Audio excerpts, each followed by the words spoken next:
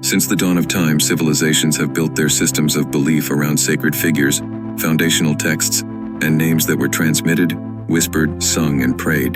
But a radical hypothesis, born at the crossroads of esotericism, collective psychology, and mysticism, deserves to be explored. What if Jesus himself were an egregore? An egregore is an autonomous psychic entity, born from the convergence of mental, emotional, and spiritual energies shared by a group of people.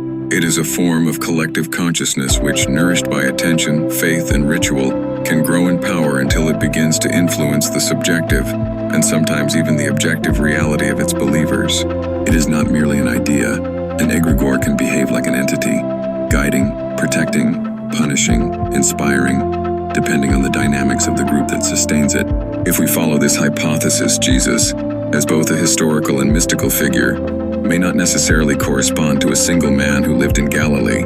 Indeed, the name Jesus, from the Latin Iesous, derived from the Hebrew Yehoshua, was not common in that region and period. Its transformation across languages and centuries suggests an evolving symbolic construction. What the faithful pray to is not simply a man, but a collective representation, charged with centuries of prayers, sufferings, miracles, and visions. The Jesus worshipped by billions could be a monumental egregore, perhaps one of the most powerful in human history, continuously sustained by faith and collective memory. The Bible is a tangible object, but its authority does not rest solely on its pages. It rests on the mental and symbolic energy granted to it by multitudes, priests, believers, mystics, rulers. Its power does not lie in the ink, but in the spiritual consensus surrounding its texts. In this sense, the Bible could be perceived as a textual egregore, a book animated by the collective consciousness of its readers. Its force comes from the fact that it is believed, quoted, read aloud, and if tomorrow no one believed in it anymore, the Bible would become just another book. Its egregore would collapse. Certain spiritual traditions, such as forms of shamanism, African, Oceanian, or Eastern spiritualities, have no single sacred book. Their knowledge is transmitted orally, through rituals, dances, and living symbols. Could this be a protection against the crystallization of an egregore too powerful?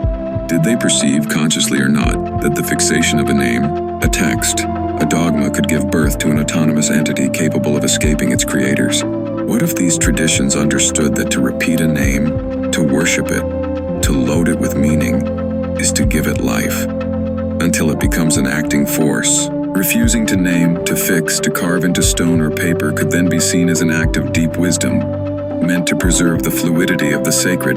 The question then arises, who feeds whom? To pray to an entity is not simply to connect with it, it is to nourish it. By pronouncing the name of Jesus, by reading the Bible, by investing faith into it, one gives substance to the egregore, and this power can be luminous or dark. For an egregore, like any entity, can evolve, be corrupted, fragment, or turn against those who engendered it. And so, what if believing was, in fact, creating? What if every collective faith gave rise to a parallel invisible world, where entities, ideas, and names come alive through us? This hypothesis does not seek to deny the spiritual experience, but rather to deepen it. What if what we call God or Jesus were not less real, but real in another way? As a collective creation, living, independent, a divine egregore. We hope you enjoyed this video. We have many more coming your way. Like, share, and subscribe to our different pages so you don't miss a thing.